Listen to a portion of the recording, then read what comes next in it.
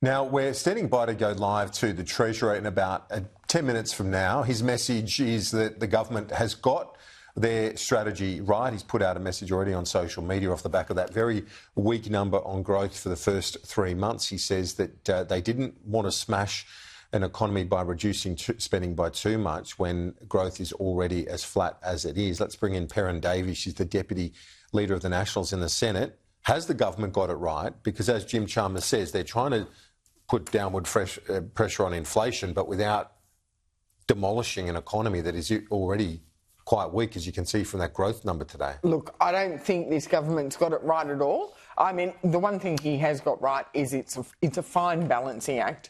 We want the economy to slow enough to send the right signals to reduce pressures on interest rates, but we don't want it to fall off a cliff. And what we've seen today is, you know, we are very close to tipping into recession. So we want to be very careful about the signals we send to the market, and we want to address cost of living pressures while also making sure we look at productivity gains and reducing inflationary expenditure. Well, doesn't it? Yeah, well, so in that sense, doesn't this repudiate the critics of the government and Jim Chalmers, given how soft this number is today and how clearly people are already doing it tough? This is softer than anyone expected. I mean, this is the worst growth figures we've seen since the 90s outside of the pandemic. And so I think it's taken even a lot of our economists by surprise. They were expecting a figure around 0.2. We've got 0.1, so it's even lower than expected.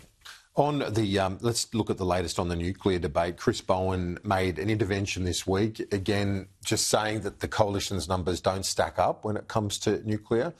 Would it be better to have your detail out there sooner rather than later? Because without the detail, it leaves a vacuum with which the government can continue to attack you and the coalition. Well, I will just say this. The government is in government.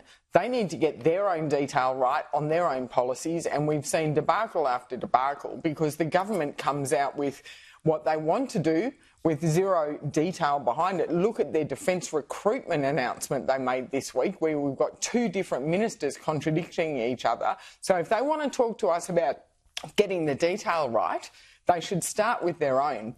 But on nuclear, we will announce the detail in our own time. We are very much pro getting rid of the ban on nuclear, but also looking at energy right across the board. We know that renewables will still be part of the mix. We know we need gas. I mean, we've got a government now who is also not looking seriously at the gas transition that needs to be part of the mix going forward. And we know nuclear has to be there for the long-term success of our nation. For the long term, but the short term, that's the question. Well, that's where gas is going to be so important. How do you see the politics of this playing out, though? It's a challenge, isn't it? Well, I do think that Chris Bowen is right, that this next election will be fought on energy. And we are... Do you think it'll be a referendum on nuclear? I won't go as far to use the word referendum, but energy will be one of the key considerations for voters as they go to the polling booth, along with the cost of living. Senator Kieran Gilbert, appreciate it as always.